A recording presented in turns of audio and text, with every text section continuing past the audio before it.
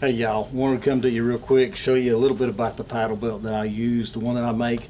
I've been through a lot of different paddle belts and a lot that, store bought, some that I built through store bought stuff, and this is the first one that I ever made from scratch, and it's using Kydex, and super easy material to deal with, and we're going to get into this, and that's kind of an over the shoulder. I just wanted to kind of go over it, show you what I'm doing and how I make it.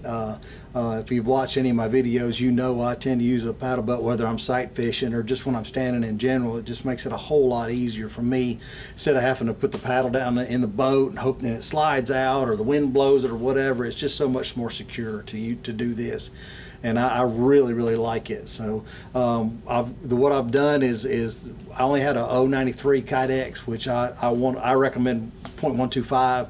And I'll show you that. We'll show you that side by side. But this is how I built it. But this is going to be 093 that I'm working with here. But you want the 125. I promise you that. But I just cut it into this 4-inch strip. And you want to take off all those burrs along the edge, just kind of smooth it apart, because it's going to be against your skin sometimes, especially if your belly hangs over your belt or whatever. So you want to smooth it out and then trim off the corners. So I just sort of rounded the corners on it and made it a little smoother out. Now, when you're dealing with this stuff, you can either put it in the oven or you can run a heat gun. Now I ran the heat gun, and if you do it in the oven, just kind of watch the recommended from the manufacturer. They'll tell you what temperature to run it at. For me, the heat gun worked out really well, and you can kind of watch it. You'll see it change sheen, and it'll change, get a little shiny, and then it'll start wrinkling up a little bit. And you just want to reach in there and grab it, make sure that it's getting pliable, and you want to get it to the point where it is real pliable and movable. Now it's going to be hot, so watch your hands, but you'll see it kind of wrinkling up right there, and I'm just reaching in there, kind of feeling it, seeing how loose it's getting. You also want to have your stuff prepped. Now you see my paddle is sitting right there and ready to go. So the pieces that you want to have in the wrapping, you want to have them set and ready for action. So be able to grab that real quick whenever you get to that point. Now you'll have a little bit of time, but you won't have much time. But that's also why I'm working on a piece of wood and not on a metal table, because a metal table will cool it down really fast. So I'm going to wrap it around the paddle, and I want a little bit of overhang, and I'm going to put another piece of paddle in there and then put that round pipe in the middle. And it's just because I want it to come around the paddle and then have a lip, and that's just for making it real easy for, I guess, for dropping in and pulling out, kind of like a mag weld.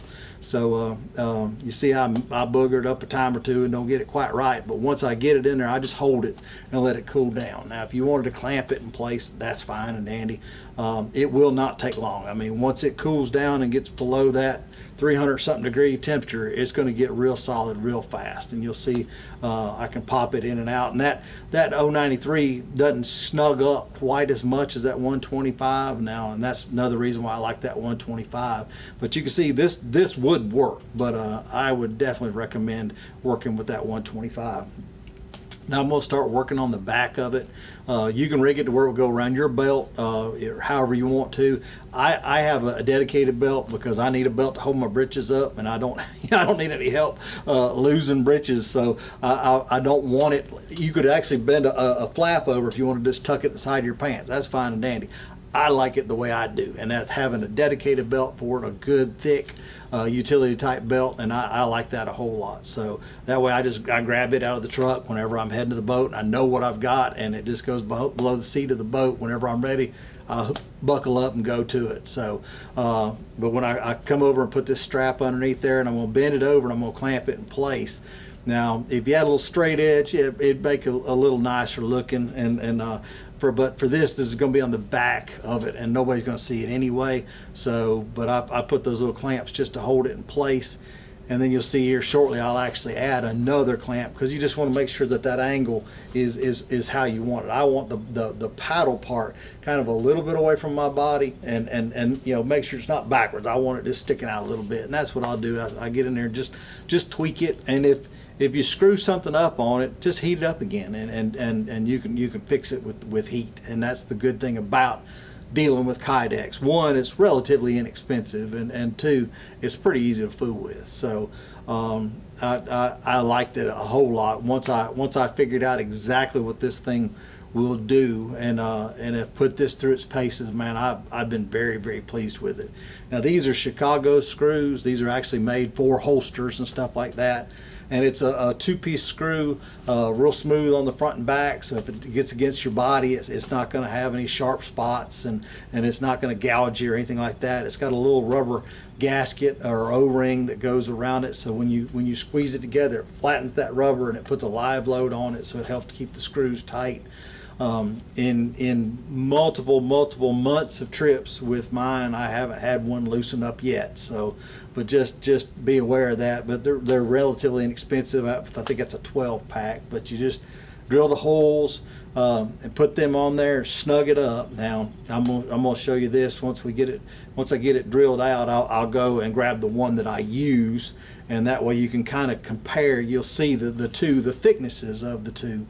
The 093 is going to be on the left-hand side, and you'll see it's definitely more flex to it. It's just a, and it would work. I believe it would work, but I like the way that I've got that 125, and there's the two side by side. You'll see one's just a little thinner, and it squishes up a little bit more, but it would definitely work. But like I think in strong wind, or heck, I grab my paddle sometimes, stick it down in the water, and actually use it to pull against while it's still in the belt, just for position changes.